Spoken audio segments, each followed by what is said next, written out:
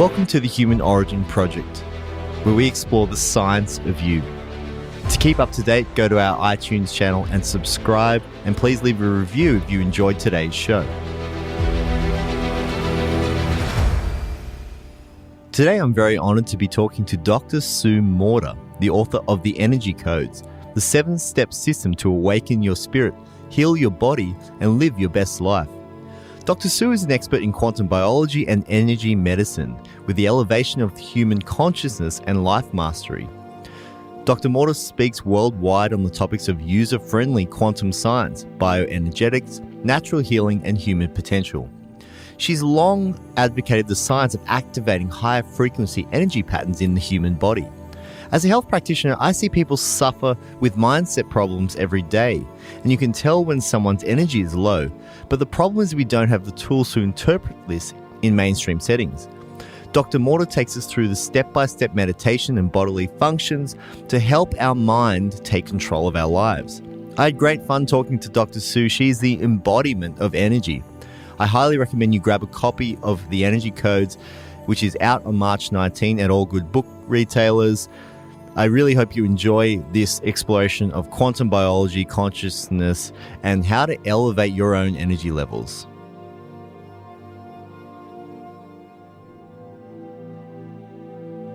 It crosses such a broad field of scientific and really applicable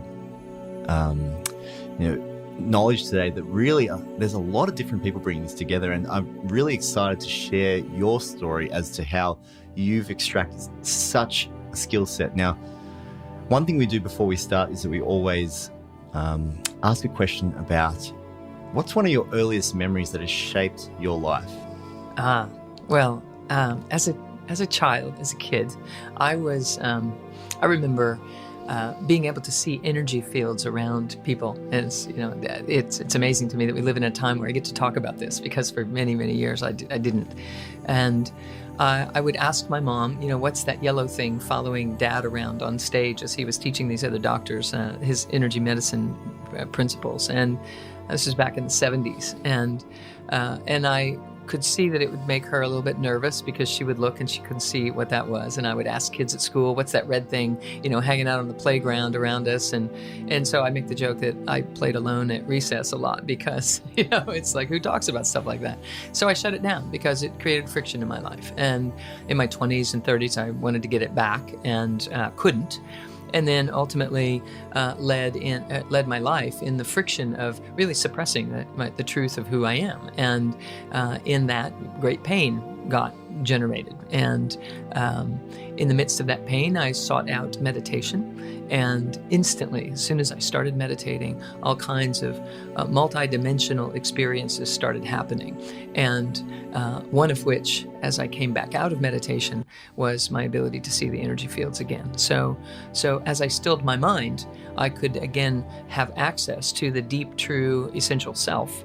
And this is what we have to do. So it led me into recreating the circuits, exploring. I turned my life into a living laboratory to figure out how to access these multidimensional states, because I knew that it was setting me free to find access to them. I wanted to be able to do it on command. So that led me into the years of process research, clinical and experiential, that I've had. It's a fascinating story, and you really kind of have to wonder, what a child would think, when you kind of see that. And your dad was talking about energy healing, so it's not like it was in an unfamiliar space, but it was still unacceptable. Yeah. And it's amazing kind of the trip you have to go to you really reclaim that.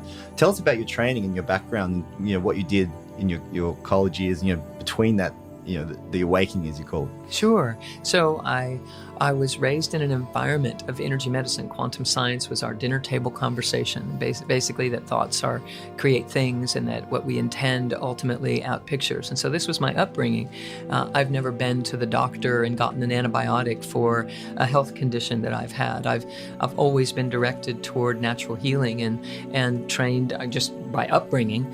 It was my reality that we have the ability to heal ourselves, that we are supposed to be self-healing, self-referencing, self-regulating, awakening and ultimately self-illuminating individuals. And so I went to school to become a chiropractor, to be able to work with energy medicine the way that my father was teaching it around the world. And I traveled and helped teach other doctors how to do the work, and all this through the 70s, 80s, 90s, etc.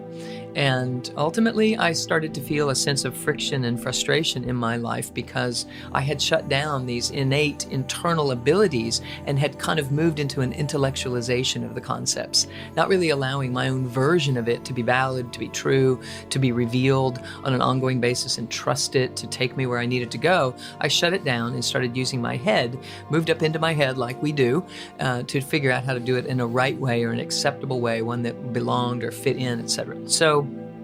So I, of course, met up with the frustrations that occur from living in our heads, like everyone experiences ultimately.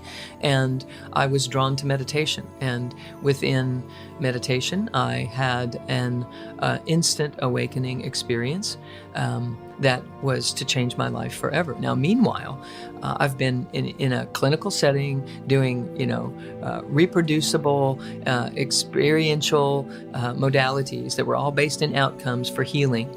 I had a scoliosis, I had migraine headaches, I had all kinds of things going on because I wasn't able to apply for myself individually what I was able to help other people do, because I was doing hands-on modalities with them, moving energies in the body, removing subconscious interferences, establishing a better relationship between the conscious and the subconscious in them. And when that relationship got established, their bodies would start to heal. So it was a great success, and I was doing that and everything was working, except that internally, because I was suppressing some part of my own true self, in the midst of all that, an implosion was happening in my own body. Pain started happening. I was unable to go to work multiple times, 1 or 2 days a week for a series of months. And that's what led me into meditation. It's like, this empirical data is fantastic, and these outcomes for patients is certainly working, but something's missing in my own personal experience. And what we now know, and that science is even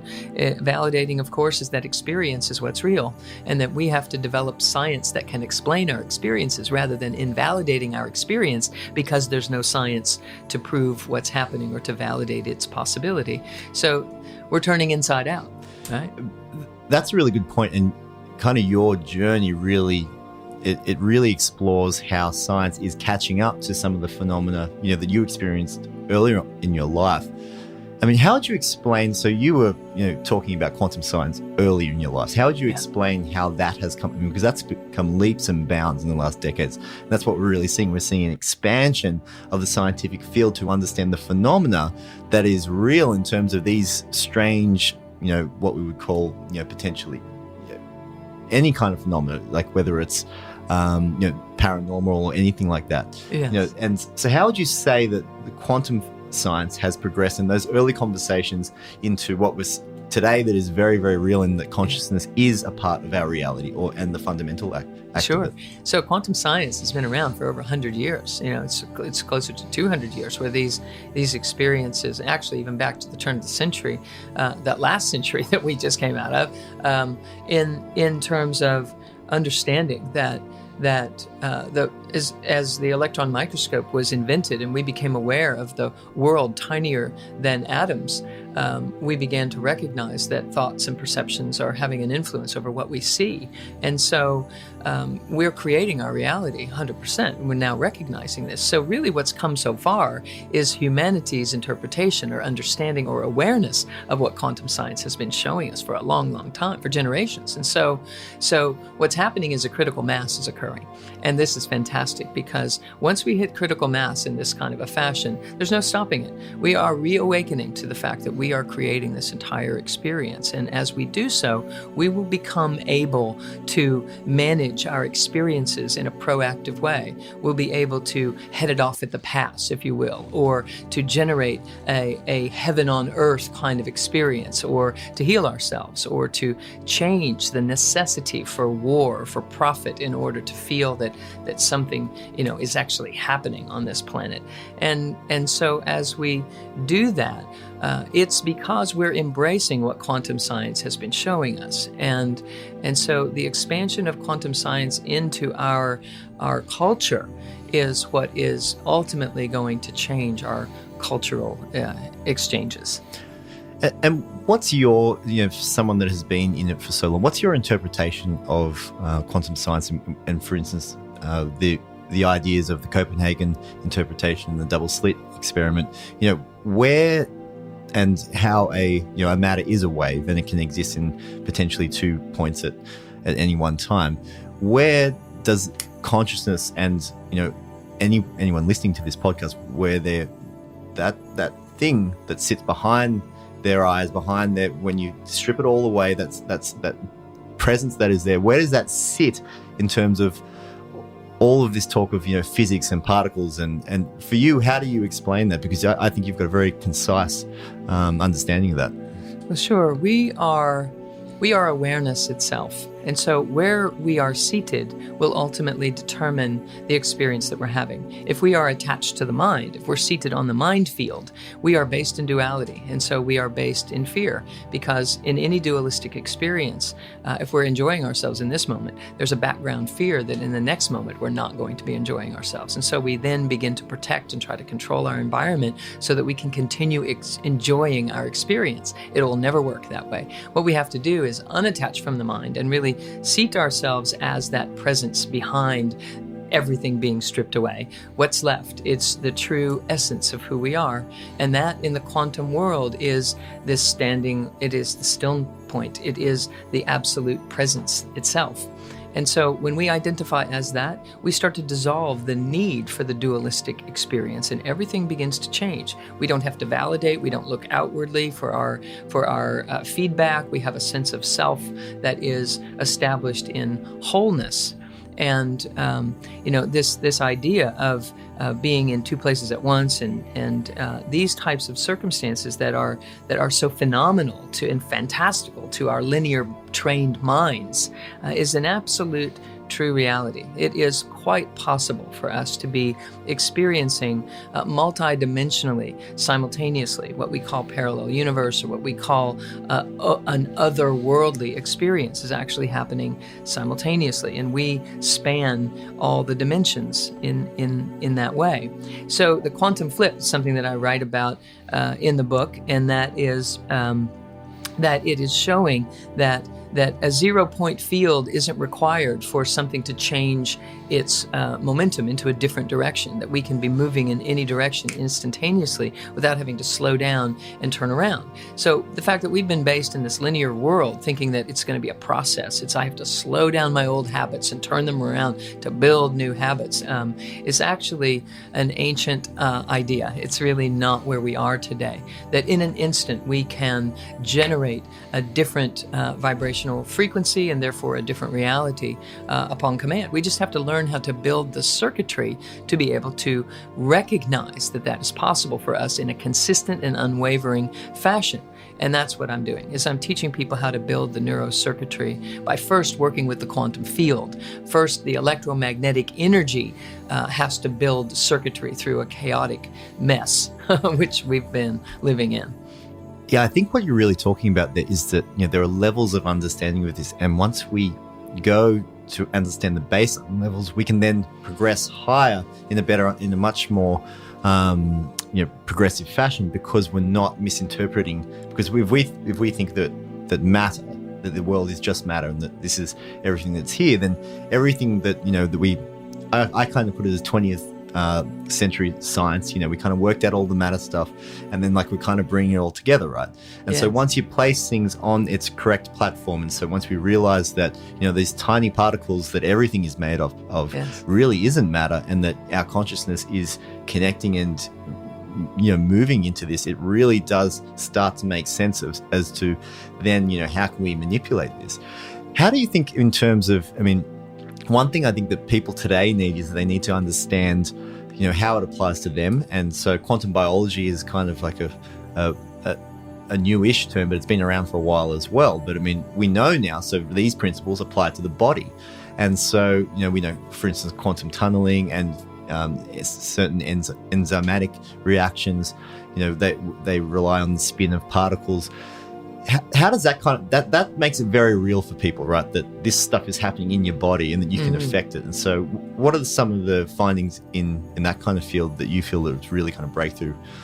Sure. So everything is energy, right? Everything is just energy vibrating at different frequencies. And as we begin to master our perceptive field in that tone, when we look from that perspective that this is all just energy, and the vibrational frequency that I sustain in my own personal environment is going to determine the common ground of energetics, the vibrational frequency that's like the universal bandwidth, like the emergency broadcast system on a radio system that addresses all radio stations. So no matter which one you're listening to, you would get this message. So there is this master field, this master frequency that we have to learn to train our minds to find and to sit on, and to not let anything pull us off of that frequency. So we have to build the circuitry in our own system to be able to do that. Otherwise, we're wobbling and there's a distortion in the field, and we look out through this field and we see a distorted reality. We see one that looks like it's unfair or unkind or unloving, or that the necessities of protectivism and survivorship are appropriate. And that's a distortion in our thinking.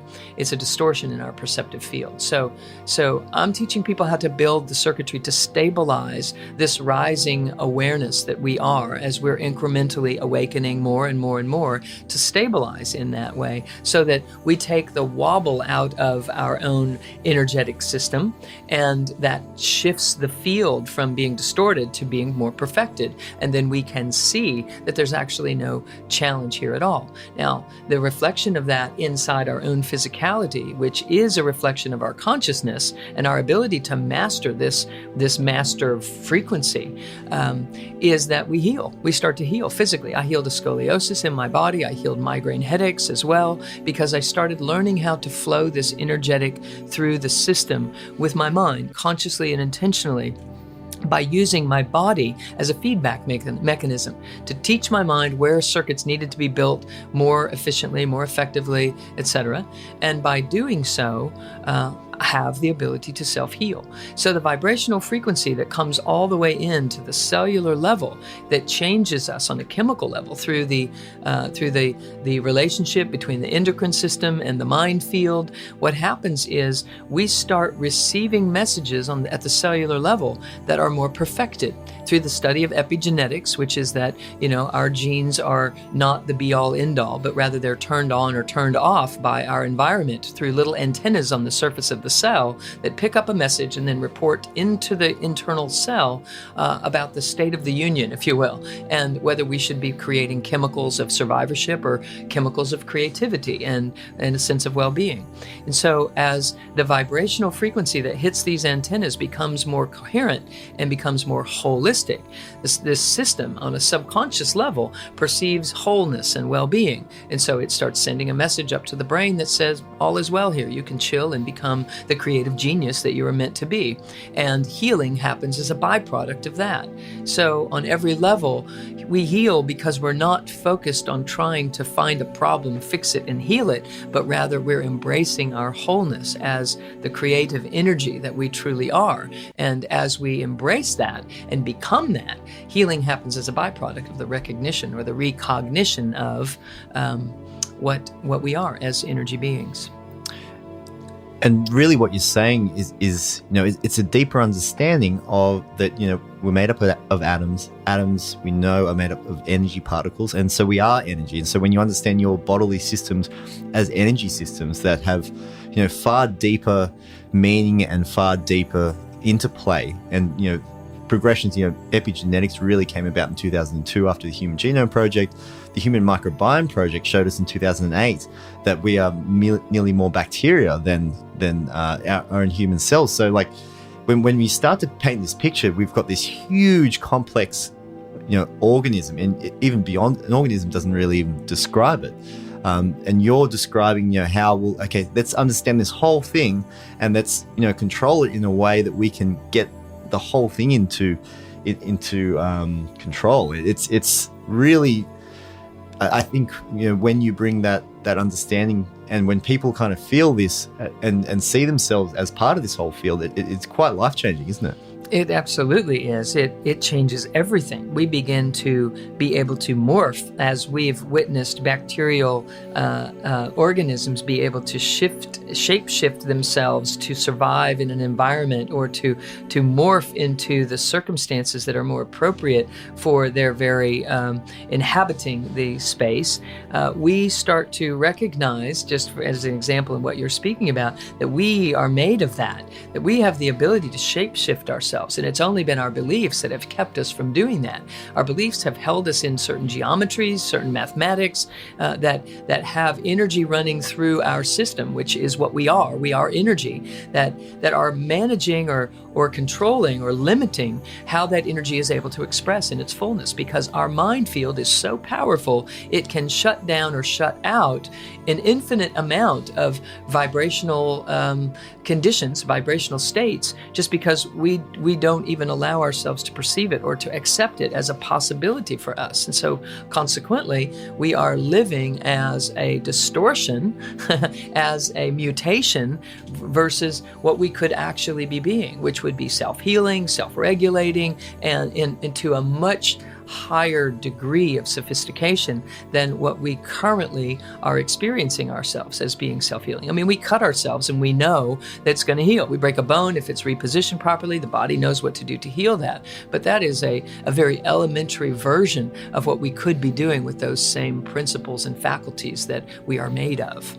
Yeah, the way I kind of look at it, it really is that we're just deepening our understanding, and we're getting our whole self around, and how we ourselves really interplay with what's going on around us. It's absolutely mind-blowing, the way when you think of the implications in health, in across what humanity can do potentially with consciousness. But it's really not a new topic, is it? And there's a lot of these teachings are very grounded in ancient philosophy, and when you look into the Vedas and Egypt and into the Mayan cultures, they really spoke about this kind of stuff. And tell us about your background and how you've experienced what you're seeing and what we know about the science and how it connects to ancient cultures. Yes, it's a phenomenal time to be alive, because we are remembering. We are able to recognize what the indigenous peoples on the planet were aware of, what possibly was seeded here from civilizations that had greater understandings than that we are now reawakening to. As I had this big awakening in my own consciousness and really illuminated at this Atman, this higher self level, I could perceive, first of all, I could see in those moments, I could see 360 degrees in every direction in a light so brilliantly bright. It was 10 times brighter than the brightest day in the desert I had ever experienced. And I was a ray of light. I was me. I knew who I was. I had free will. I had consciousness, but I wasn't in a body. I was just this ray of light, this stream of consciousness, which science would say that's part of the brain that's imagining these things, etc. But it wasn't something that, it was far beyond anything that I had experienced before. And what happened after that is the circuitry in my system started kicking in and igniting and activating aspects of my own structure, my own DNA, my own chemistries started changing. I healed a scoliosis in my body. Migraine headaches were healed. All kinds of things were changing just because my vibrational frequency was changing. So then I'm putting together through clinical, I turned my life into this laboratory, started measuring and monitoring what was happening so that I could reproduce this state, this frequency, that I could access it.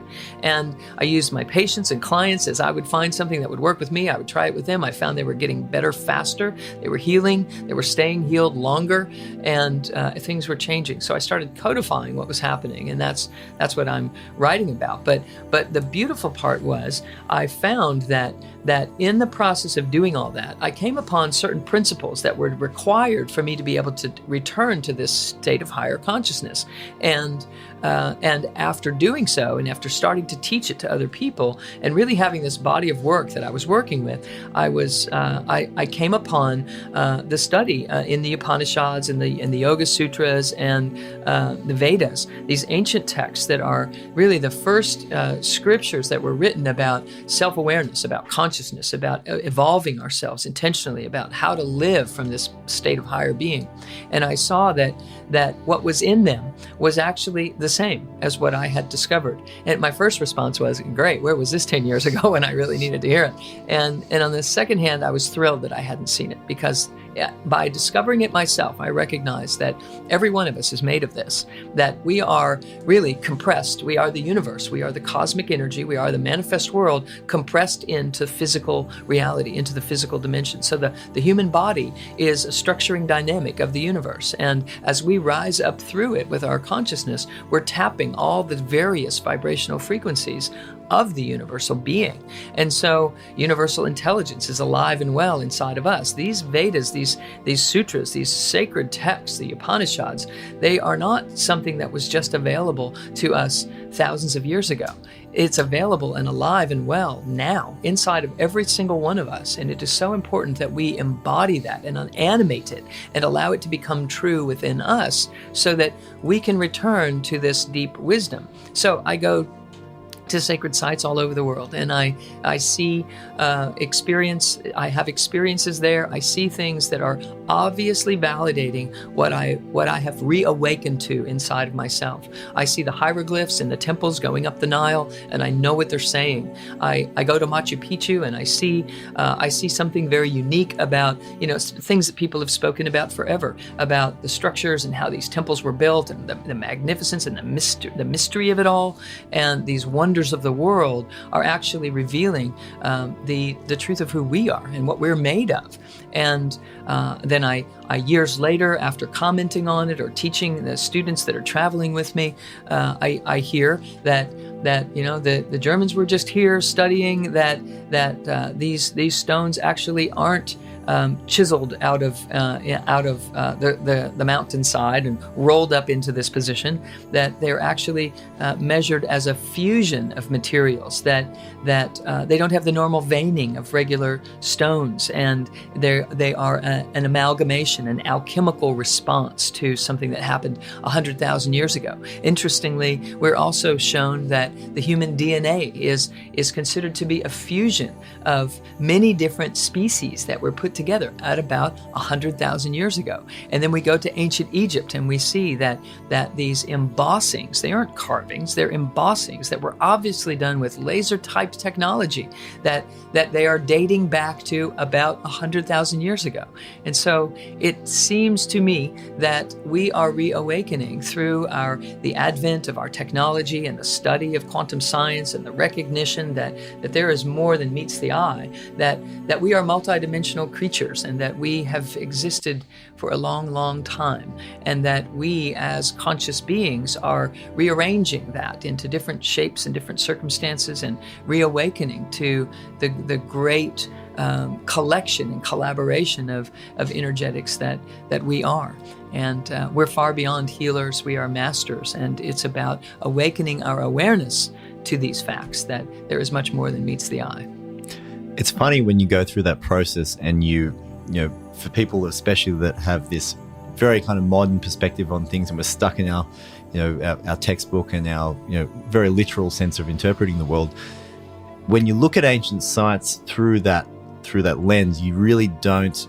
There's it kind of looks like this archaic, very rudimental view of the world. Egypt is very beautiful, but you just don't appreciate. And then all of a sudden, once we've upgraded our knowledge, and it's just expanding our knowledge, isn't it? So, once you really understand about, there is deep messages in particle physics, and they've shown, for instance, in the Dogon tribe in Africa, that their teachings talk about the second star of Sirius, and it wasn't, and astronomers are still trying to work out whether there's a third one, because they talk about that as well.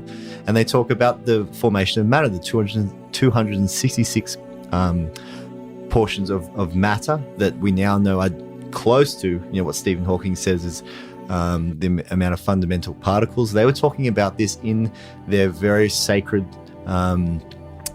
teachings, that their priests and everyone, and they would hold this. But now today what we're seeing is we're going back to this, and really it's just amazing, to see someone like you who has embodied this, and really, this is all, you can see that this has happened before, and that we are now experiencing this again. It's a very exciting time. In terms of Vedic philosophy, particularly, they talk about consciousness as being the baseline in terms of our reality is controlled by consciousness. And so how did that, when you looked at these texts, how did that affect your practice, or did it just confirm, for instance, were you just like, yep, that's it? And so when you studied these things, or when you experimented and understood them, and you saw these ancient texts, did you see there's like, oh yeah, this is the same thing? Or was it kind of like a calibration process that kind of changed things to moving forward? Or was it just like, yep, that confirms? It was mostly a confirmation, amazingly to my own mind. It's like, how could this land in my consciousness without having read it before? I recognized that the how-tos that they were describing, the things that were the most important for a being to awaken to their origin, to awaken to who they truly are, there were certain things that they needed to do in order to do that. They had to have certain understandings or certain perspectives and certain practices, etc. And these were the understandings and practices that were developing through my own trial and error process. So it was, completely validating and refining at the same time, because it was something that I was just learning to articulate it. I was just, bringing it all the way forward into words and into these concepts. As I was living it and living into it, I could be it. I could heal myself through this presence that was animating, that was awakening inside of me. And as it turns out, it was the real me that was surfacing and rising up through the shield, the layer of the personality self and the thinking, rational, linear mind. It was the quantum mind, which we call the observer mind in psychology. And what was happening was the birthing of the true essential self was having a strong, robust enough presence that it was able to pierce through the barriers of this analytical, rational learning mind from reading and studying and doing research from the perspective that we've been trained to do. And so it was kind of happening simultaneously in this kind of from every direction all at once, landing in this place, and tremendous. I also wanted to speak to what you're saying about these ancient civilizations. The Cherokees, the Native American Indians, claim in their history that their lineage is directly from another planet, from the Pleiades, that they are direct descendants, and these types of influences here. The ancient Egyptians write about other civilizations bringing technology to the planet and helping to evolve our consciousness. That in ancient Egypt, what was happening was the mind field was developing, and it was so powerful that it was blowing things up, just because we would direct our powerful quantum attention in a laser-like fashion, and it was just this power that was beyond control. And that these other civilizations, called from a fifth dimension, what we reference as a fifth dimensional being, which is just a higher frequency, higher level of consciousness is all it is. It's not about somewhere out there. It's all right here. But that they brought the vibrational frequency of love, which tethered this power of the mind and allowed us to kind of put an insulator on it, so that what was being created was something that was holistic and that wasn't blowing things apart. So many different ways of looking at it. What we know is that we are electromagnetic beings, that our consciousness is electric and our system, our body, is more magnetic, and that as we merge those energies together, we are able to awaken to a greater version of who we are. It's amazing, isn't it? We do have, there are tracings of the practices, the Cherokee Indians, Egyptians, the Mayans, Indigenous Australians, all over the world, these practices that they held so sacred. And it's something in the modern world we've kind of seen them as a little bit rudimental, and probably, just just Right. this strange cultural thing that they would do. But when you start talking in this fashion, you look at what they do, and the chanting and the use of smoking and vibration. sound vibration, it's energy. And so what they were doing with the sacred practices that they wrote about, that they knew, that they say they were taught, and every society on the planet says they were taught this information, whether it's, someone, who knows where they got it from, like someone like yourself who was born with it, or this ability to be able to access it, or whether it was, some kind of, maybe an intelligent being that could potentially, teach humanity. It seems like we're in the realms of possibility there, that could happen. And it blows your mind today, but Right. they really had practices. And one thing I love about your work is that you really bring it to an actionable, step by step, how anyone listening to this can begin their practice. And because this is important, isn't it? It's something that you've healed yourself and many people with. But really, when you start to think about this is a very big concept that we kind of all need to get our heads around. So tell us about the steps you go through in your book and how you found this as an easy way to kind of access, because I think not everyone has the fortunate, or maybe unfortunate, however you look at it, way of being born with this kind of thing. Right. And it's obviously a gift. And but how have you brought that so that other people can practice it? Certainly. What I'm doing in the book is breaking it down step by step. Even though it's a quantum concept and a quantum reality that we're living in, I'm trying to bring it forward in a way that is linear, understandable, because we've been trained in a linear fashion. So our brains need to hear it, like, break it down for me. What do I do first? What do I do second? Etc. And so I'm teaching people how to bring their consciousness in a concept from the ancient East, pratyahara, and it means to withdraw your senses. And it means that we've been externally oriented, and we have to bring our attention, our senses, and bring them inward, and which we do in meditation. But there are many additional ways to do that, particularly good news for people who have a difficult time meditating. And there are ways to build circuitry inside. So what I'm doing basically is, because we've been externally oriented, we have a photon density externally oriented. We have neurocircuitry then fashioned to monitor the outer world instead of monitoring the inner world. And the inner world is the true world. It is the rest of the story, if you will. And so as we direct our attentions inwardly, we create photon density at the central core of the body. And the human system has a toric field that is created because energy is dropping down through the body, and that energy is us. We are an energy being, right? We are energy. We are springing forward into this third dimension where consciousness is expanding, and we're bringing conscious energy here. We're bringing consciousness to the energy that is here. We're waking up at the third dimensional level to a higher frequency.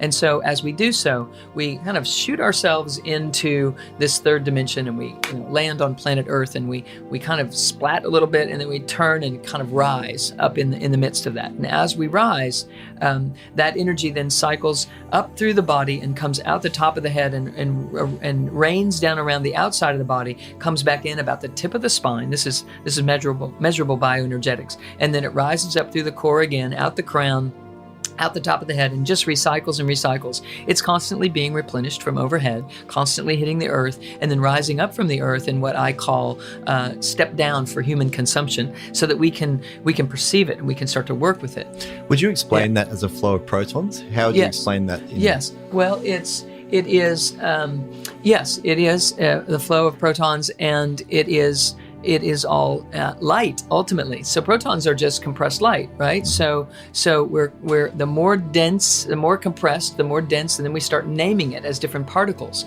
So we're creating this density of light, energy, photons at the core, and it becomes dense enough that it has an effect on the electrons. And so the electron then becomes more tangible, having an influence on the atoms, having an influence on changing the vibrational frequency at the molecular level, then the sensory nervous system can start to perceive something there because it has more mass, it has more density to it. It has a quickening that, oh, there's something there. And we develop a sense of self deep in the core of our own system that we never had because our attention was external. We were looking to the outer world to give us feedback on who we are. We were looking for you to tell me if I'm okay, and etc. So we develop a sense of self based on externalization of our senses. So this pratyahara is this idea, one of the most important things that an individual will ever do to awaken to their own true self is to return, to withdraw their senses, not to seal off from the outer world, but to just fold in like an accordion, like just quicken at the core. And by doing so, we start to create photon density, sensory receptorship at the core of our being. And the next thing you know, we have a sense of self that's unconditional. I can feel who I am regardless of what's going on in my external circumstances. So previously, I had to control my external circumstances in order to feel a sense of self. But now, if I have this sense of self that's internally or anchored and oriented, it doesn't matter what you're doing. I still feel who I am. And so I become unconditional in and unwavering in my presence here. So by doing this, we start to develop a sense of self, and the sensory nervous system starts to memorize who we are, and it stops referencing the outer world in order to do that. And that frees up a whole lot of energy that is constantly spent on controlling our environment for a sense of safety.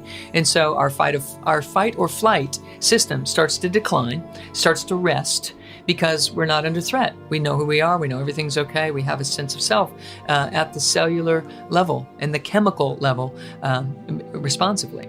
So in this, we're able to build circuitry for our wholeness instead of our partialness or our relative selves.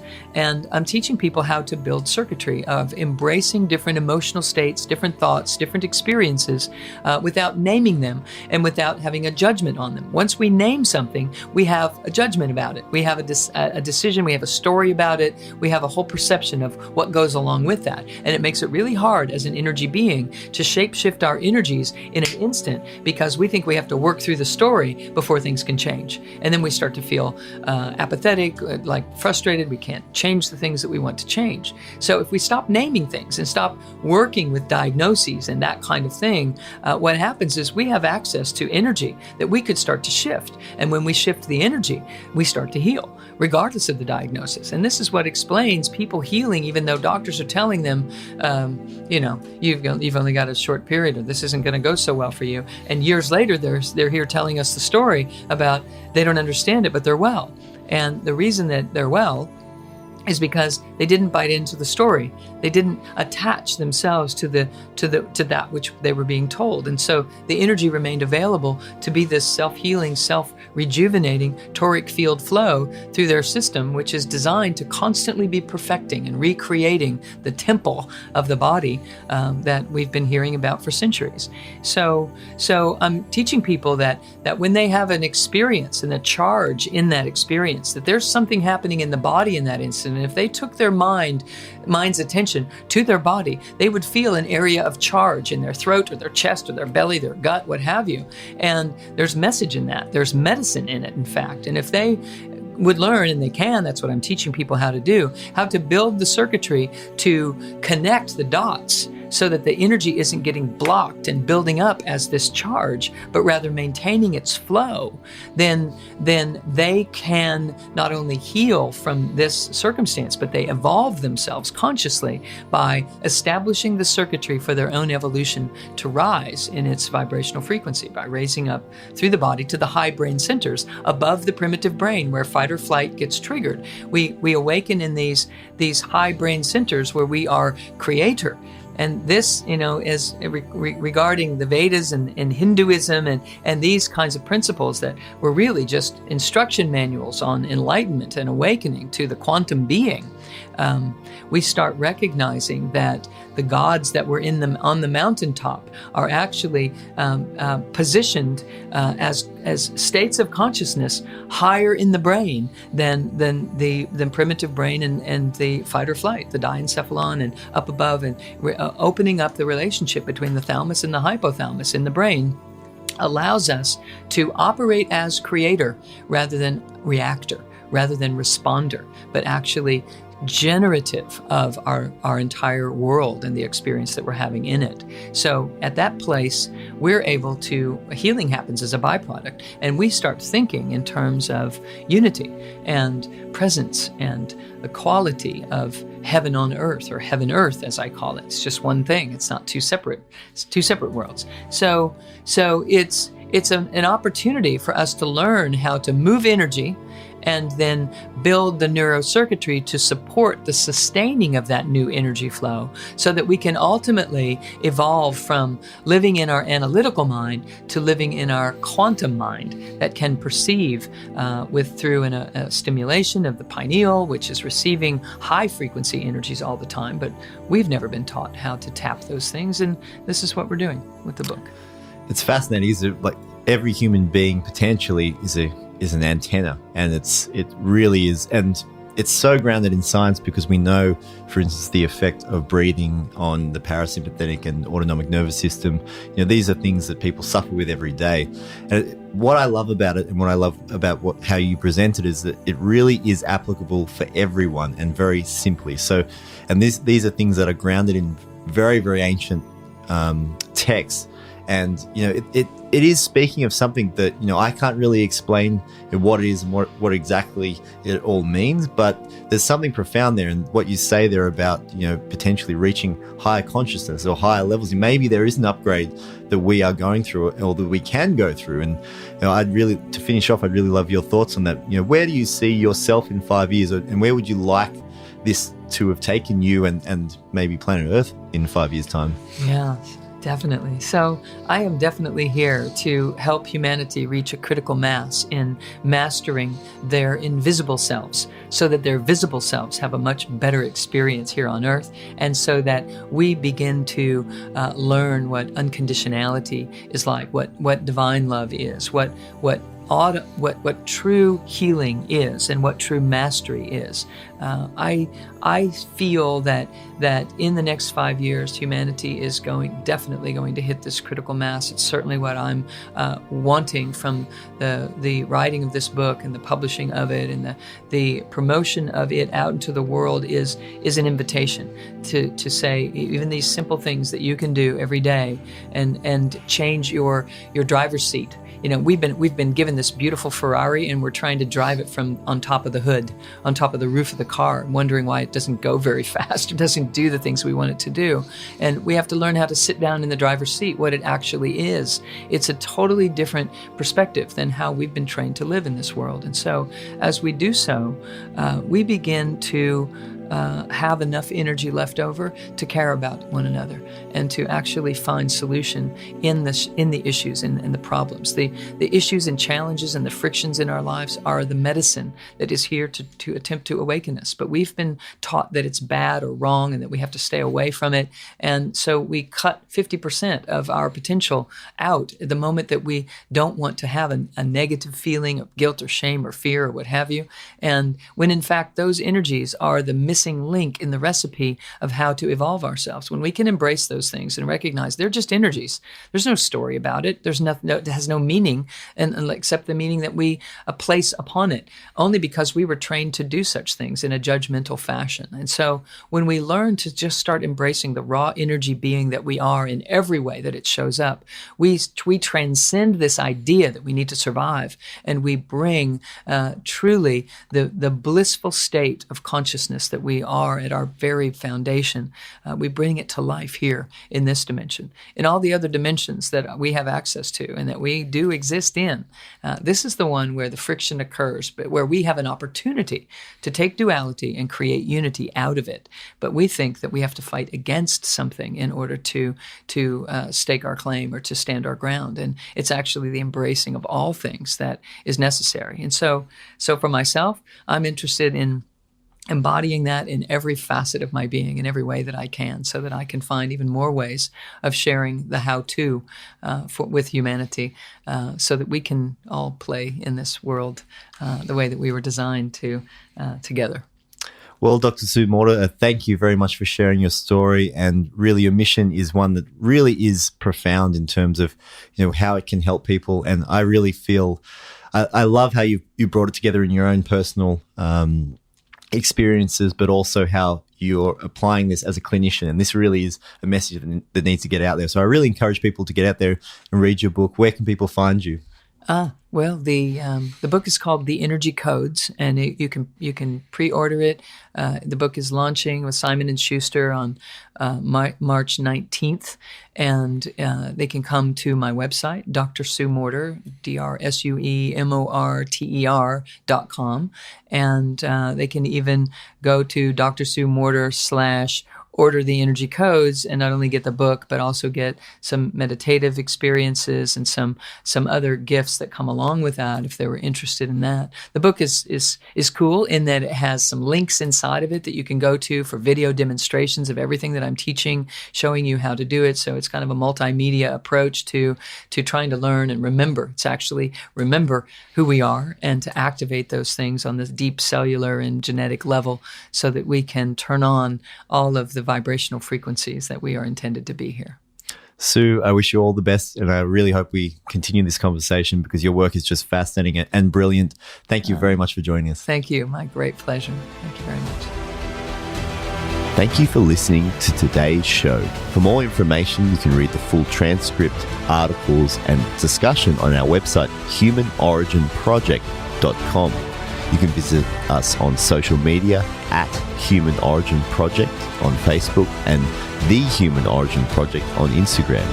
Follow us on Twitter or join the forum boards and email list to keep up to date with all the new information. And if you enjoyed today's show, please subscribe on iTunes and leave a review because it helps others to find this information and helps us to bring you the topics you want to discuss and hear about. Until next week, I hope your life is filled with happiness, healthiness, and harmony.